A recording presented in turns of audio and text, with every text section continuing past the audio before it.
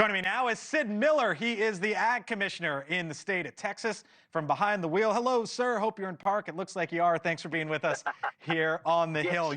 Okay, great. You are an advocate of raw milk, and as is known in your state. And I'm sitting here, Sid, and I obviously see the announcement, and I know what's going on with bird flu, and that's reasonable to be worried, concerned, and want to track it down. But I'm also looking at it, and I'm wondering, is the Ag Department trying to front run potentially RFK Jr. coming in? Where are you? Well, bird flu, we need to take it seriously. And every tanker load of milk that leaves the dairy is tested for high bacteria count, whether it be, Listeria, Salmonella, E. coli.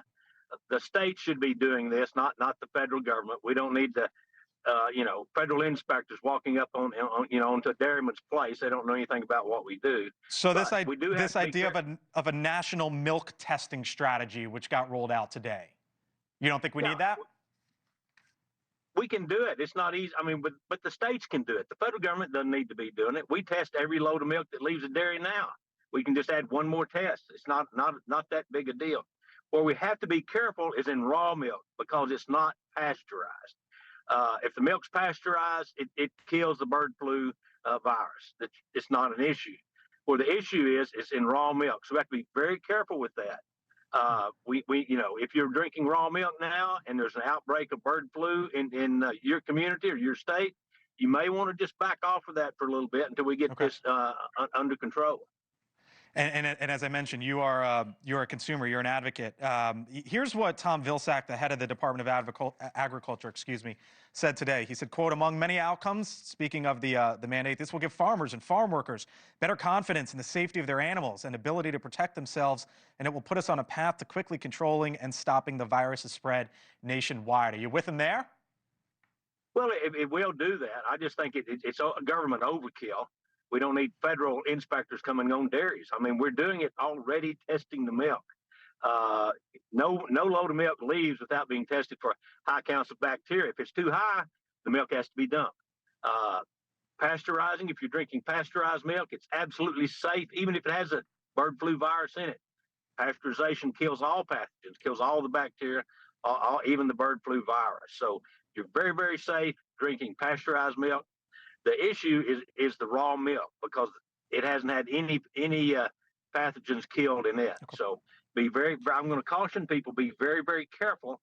If there's an outbreak of bird flu in your state, make sure that dairy has been tested and that it's absolutely proven that it does not have bird flu in the milk. I'm looking at the rise in raw milk sales, 21% increase since March. That's a really big jump. 65% increase over the past year. As I mentioned, roughly about 4% or so of the U.S. population is a consumer.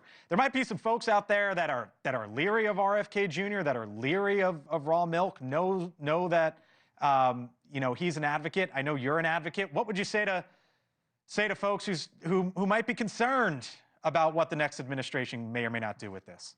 If you're going to be concerned, I'm for freedom. Give the American consumer the choice, the information to make an educated decision, and let them decide. Let them decide whether they want to drink raw milk. Let them decide whether they want to take the vaccine or not. But it's all about freedom. You should be able to drink raw milk if that's your choice. But you should be informed about it because it is dangerous if it's not handled correctly. Sid Miller, he is the Ag Commissioner in Texas. Seatbelt on and car and drive. We got to leave you from here. Thank you, sir. Have a great weekend. Appreciate you. Thank you for watching. And make sure you go to joinnn.com to find NewsNation on your television provider. And don't forget to click the red subscribe button below to get more of NewsNation's fact-driven, unbiased coverage.